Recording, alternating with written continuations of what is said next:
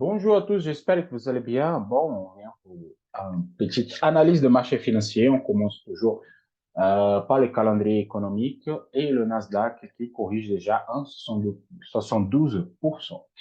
Euh, il y a eu pas mal des annonces sur la zone d'Europe et ce qu'il faut regarder maintenant, c'est la matrice énergétique, ok, la partie d'énergie en Europe qui coûte hyper cher. Il commence à avoir des conséquences des grèves et tout ça en Europe. Donc, aujourd'hui, on a les stocks de pétrole brut, ok, comme le principal. Par contre, on a ici aussi les stocks de la partie de chauffage. Pourquoi? Parce que ça impacte énormément l'Europe à ce moment-là. Donc, vous voyez ici à un seul étoile, mais c'est comme je dis à mes élèves, l'importance, il n'a pas d'importance. OK? Ce moment-là, politique, ce moment de la partie de météo, il faut le regarder le chauffage parce que il y a un énorme problème en Europe à ce niveau-là. Donc, hier, j'ai eu des questions pourquoi le marché corrige et tout. En fait, cette semaine, c'est la semaine que les entreprises publient leurs résultats. Donc, si vous voyez ici, ici, il y a les actions de Nasdaq, okay, ils sont entreprises de Nasdaq, et c'est elles qui publient leurs résultats. Donc, si Tesla a un mauvais résultat, ça chute, et ainsi de suite, ainsi de suite. Comme je peux voir ça, ok, ici, à l'Eliane, vous cliquez dessus, vous avez chaque entreprise ici, le détail. Ça, c'est à vous de regarder. Moi, je ne vais pas rentrer dans ce détail-là parce que les gens, ils ont dit que les vidéos commencent à devenir trop longues. Donc, je viens ici, stock de pétrole brut, c'est à regarder et bien évidemment, le résultat des entreprises que celui-là, des valeurs technologiques qui traitent le Nasdaq comme moi. Donc, je parle de Nasdaq, bien évidemment, que je veux montrer que celui-là. Donc, stock de pétrole brut à observer et ici, la partie des chauffages. On passe directement sur TradingView. Pourquoi? Parce que là, je commence par le daily et la correction de Nasdaq de 1,70%. C'est tout à fait normal. Okay? On a dépassé, on a venu toucher la moyenne mobile de 200 périodes. Ici, sur TradingView, on n'a pas touché, mais sur MT5, Pro Real Time et XTB, OK, X405, elle a été touchée déjà. Donc là, ça me fait une belle étoile de soie. C'est plutôt pas mal. Et moi, je mis des zones où je vais acheter. Je vais acheter exactement ici, à 11 500. C'est ma zone d'achat. Avant ça, je ne touche rien. C'est déjà 1,70% de correction. Donc là, je peux plus rien faire. Et bien évidemment, cet niveau-là, c'est mon niveau d'achat. Pourquoi? J'ai ma trade baissière, j'ai ma trade hebdomadaire aussi.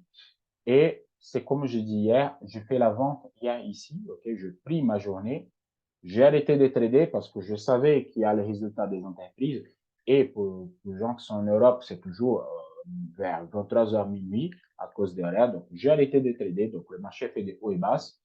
Et là, chandelier des décisions, pareil, pareil, et boum, en belle maraboujo de confirmation, casse de 5%, et à partir de là, ça baisse. Donc, cet niveau-là, c'est mon niveau d'achat. Je explique pourquoi. H4, je crois que c'est H4. Voilà. À ce niveau, j'ai plusieurs supports. OK? J'ai mon support hebdomadaire, c'est la ligne verte qui moi je passe ici. J'ai ma trade line hebdomadaire et moi j'ai ma trade line sur daily. Et ce niveau-là, plus la moyenne mobile de 50, la moyenne mobile de 200, c'est trop basse. Cette ligne-là, OK, c'est la zone mensuelle. En clôture inférieure à ça, ça veut dire qu'on est très baissière. Donc, on est proche de la clôture mensuelle. Je ne veux pas rentrer sur cette graphique-là parce qu'en fait, les gens ils disent que les vidéos c'est trop grand. Donc, je vais me limiter à celui-là.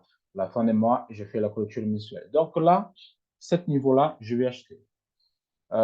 Pourquoi je ne peux pas rentrer en position? J'ai eu un signal d'achat sur M15. Mais bon, je n'étais pas devant les graphiques, c'est tout à fait normal. J'ai eu cette signal de vente ici, que j'ai pris déjà un niveau. Et ce que je voulais montrer, c'est exactement ça. Regardez.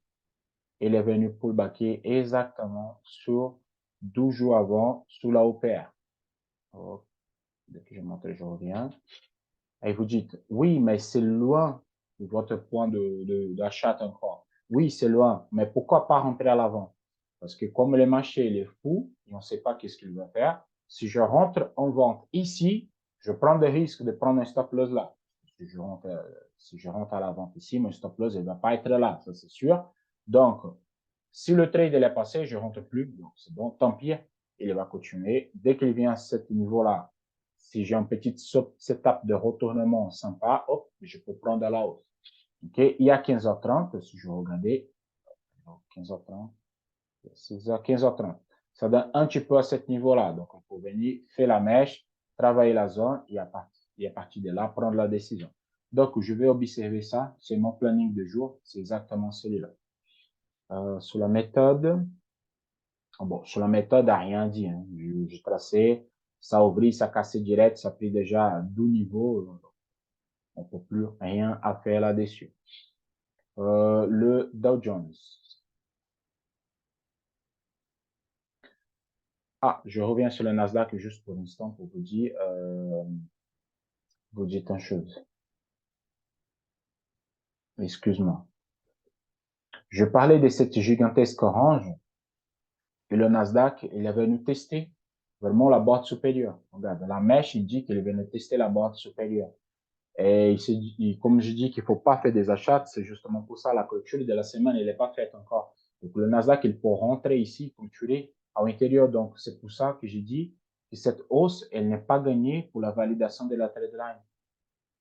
OK? Parce qu'on est qu'un mercredi, le Nasdaq, il peut rentrer, il est venu toucher ici la barre de 11 400, c'est la zone la zone mensuelle. Donc, c'est pas gagné la casse de la trade line. Il faut vraiment qu'il clôture à l'extérieur. Comme ça, on peut le valider. OK? Juste en parallèle. OK, on passe sur le Dow Jones. Sur le Dow Jones, c'est la même situation. OK? Mais là, commence à faire cette grosse orange. Il a tapé la zone supérieure. Là, maintenant, il est venu ici tester la barre inférieure. Il fait ses hauts et basses, hauts et basses. On attend des validations pour venir tester les 50%. Pour l'instant, la extension de Fibonacci est encore valable tant qu'elle est supérieure à 34 450. Voilà. Dans les nuages, donc, c'est une zone neutre. On ne peut pas grand-chose à faire. Okay, vraiment pas grand-chose à faire. Là, je vois que la nuage commence à retourner. Ça veut dire que possiblement, on peut avoir positif, négatif, positif, négatif. Donc, ça peut continuer neutre. J'ai un figure chartiste ici, ok, c'est un drapeau.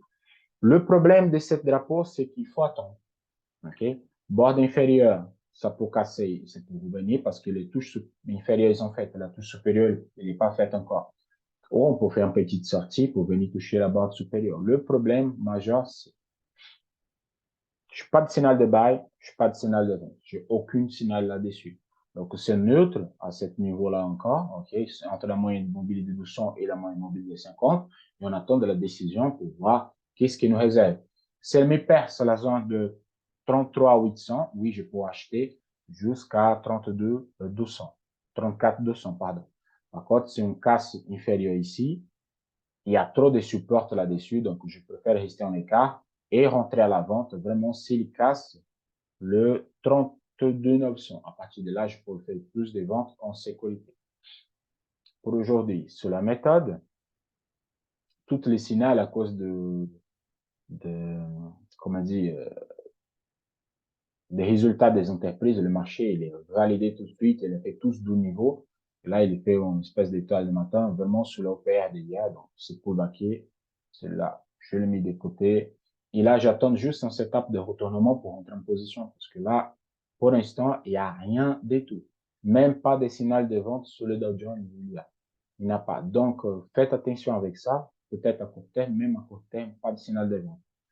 Donc, il n'y a rien à faire. Vraiment, je vais vous dire une chose, attendez l'ouverture de marché pour prendre des décisions parce que le marché, même s'il corrige 1,63% déjà, au 52, 0,52 sur les autres, il n'y a rien à faire. Le DAX continue avec les mêmes choses. Et les choses que je parle, c'est ici, c'est les 50% de notre figure.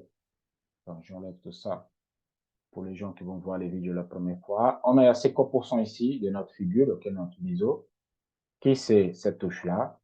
Et aussi, nous avons notre support qui c'est celui-là. Ok, notre support à 15 000. En fait, je vais mettre 15 000 chiffres en haut et la zone supérieure de 15 200. Donc, on est bloqué là-dessus. Ça fait un bon moment. Pratiquement une semaine qu'on est bloqué là-dessus. Donc, point d'achat 15 000, point de vente, le dernier plus haut, 15 200. Il n'a vraiment pas de taux de décision. Là, j'ai une validation hier, on a eu la validation Non, c'était l'ouverture. Oui, c'était l'ouverture de marché. On a eu la validation de la figure de la vente. OK, vraiment. Ici, la casse inférieure. Et on peut voir si l'objectif théorique il a été fait déjà. Possiblement, oui. Oui, l'objectif théorique, le premier objectif théorique, il a été fait déjà. Donc là, cette figure, il reste que le deuxième. Le deuxième objectif, on va voir s'il peut le faire. S'il va faire, je ne sais pas du tout. OK, donc ça va nous ramener à 14 800. Donc on vient sur le gros support, OK, le daily, pour ce type de position-là.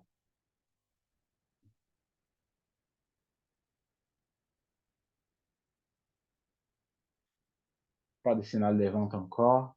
OK, pas de signal de vente. Alors la glisse ici, elle n'est pas libre de tout.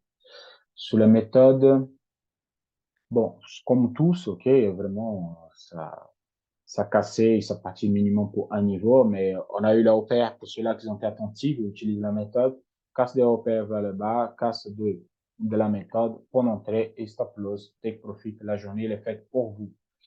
Je vais voir si à niveau de mon point d'entrée d'analyse, elle est faite. Non, pas de signal de vente. J'ai eu ah oui, il est là. Le signal de vente, elle a été donné exactement ici. Hop, ceux-là qui ont profité. Première vague de trade. Bon, 5 minutes, c'est des petits trades, c'est tout à fait normal. Deuxième vague de trade en buy, à la vente, il y a eu rien du tout. La vente, c'était sur 15 minutes. Mais bon, ce que je veux dire, c'est qu'eux, grosso modo, il est venu pullbacker sur toutes les OPR des jours antérieurs.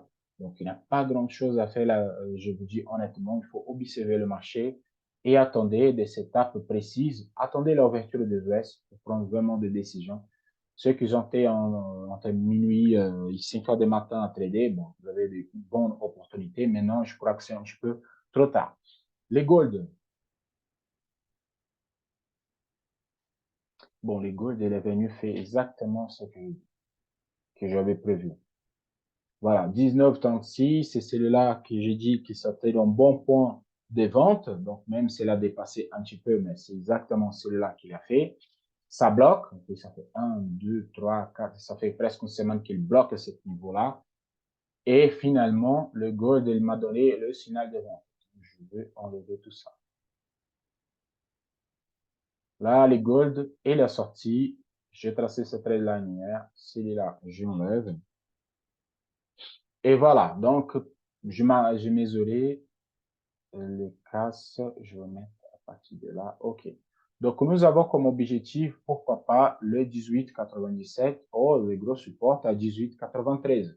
Mais par contre, soyez attentifs et prenez des étapes correctes. Ne prenez pas n'importe où le point d'entrée. Même si la figure est validée, attendez vraiment un bon signal pour rentrer en position. C'est quoi ce bon signal? C'est vraiment les casses de la période ici. S'il me casse cette zone-là, de 19-20, là oui, vous pouvez entrer envisager le 19-12 et pourquoi pas la zone plus bas. De niveau, je crois que c'est largement suffisant avec un stop loss à 19,37. Donc, observez. C'est pas parce qu'il est cassé, vous rentrez direct. Non, observez le marché. OK, parce qu'il faut travailler la zone avant de descendre. Sur 5 minutes, est-ce qu'il m'a donné des signaux? Ouais, sur 5 minutes, il m'a donné le signal antérieur déjà. Bon, le signal, il était là. C'était à 4 heures du matin. Donc, je crois que pas tout le monde qui était devant le graphique pour celui-là. C'était le signal pour venir travailler cette zone. Donc, c'était un bon trade. Vraiment, c'était un bon trade celui-là. Hier, on a eu un autre bon aussi. Donc, gold, moi, je suis vendeur. OK, sauf s'il y a vraiment quelque chose qui bloque, ok, mais là, je suis vendeur à court terme sous les gold, même si la tendance elle est forte haussière, mais là, on passe un petit peu sur le flux baissière sur l'H4. On va attendre la clôture de cette chandelier, ça manque encore 12h30. Si elle clôture vraiment vers le bas, ça me valide la vente de la figure. Et là, on peut envisager si vous avez des setups en temps graphique inférieur pour rentrer en position pour venir tester 1900 et pourquoi pas les 1890, ok? Attendez la clôture de chandelier d'H4. Ça manque encore 2 heures, mais attendez avec tranquillité. Donc, c'est tout pour aujourd'hui. Ici, sur le lien, OK, plus bas, il y a la formation Berry Trading sur Hotmart et aussi le bot Shimoku et le bot Checkmate. Je vous souhaite à tous une excellente journée de trading. On se voit demain pour une nouvelle analyse. À la prochaine. Ciao, ciao.